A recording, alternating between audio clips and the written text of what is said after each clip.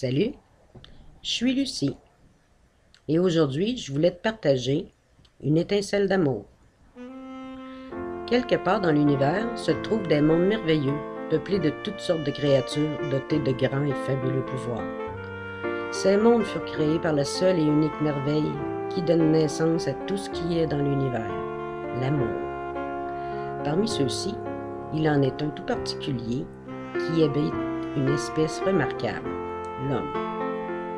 Au cours de plusieurs millénaires, l'homme a dû s'adapter à son environnement. Il a évolué, il a changé, il a acquis beaucoup de connaissances, certes, mais il lui reste encore beaucoup de route à parcourir afin de trouver ce qui lui manque vraiment pour abreuver ce vide qui le tourmente tant. Avec l'indifférence qui règne présentement sur ce monde, comme une reine, assistée bien souvent de ses plus fidèles et arrogantes amies, l'avarice, la jalousie et la méchanceté. L'homme rongé par ce trio d'enfer n'a vraiment aucun mal à se laisser embobiner l'esprit par les fines adresses de l'orgueil. C'est alors que les critiques se mettent à circuler avec aisance, que le je m'en foutisse est devenu quasi normal et que l'égoïsme jouit sans aucun scrupule d'une très grande satisfaction. Pendant ce temps, ignorée du regard des hommes, la gentillesse, une jeune déesse très charmante, surveille au loin sans dire un mot. Sous son aile, bien à l'abri des bourrasques de fiel, la tolérance soupire en silence dans l'espoir qu'on les remarque.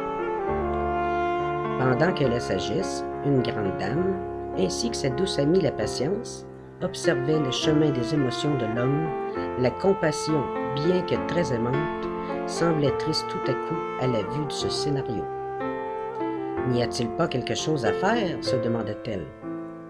Ne pourrait-on pas intervenir pour que l'homme découvre à quel point la vie est belle, mais combien elle est fragile? La grande dame s'avança.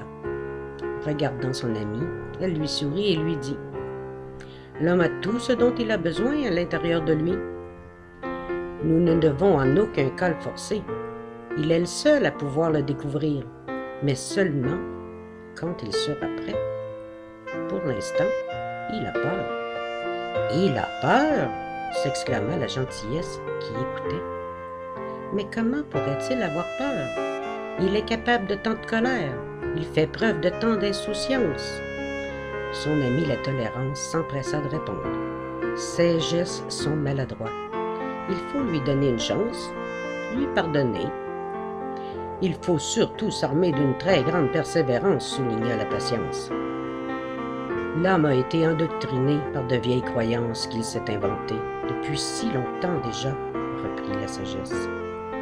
Mais maintenant, il prend conscience que ce qu'il cherche est à l'intérieur. Chacun chemine à son rythme et traverse toutes sortes d'embûches. Les hommes les nomment des épreuves, mais en réalité, elles sont les leçons que chacun a besoin pour grandir.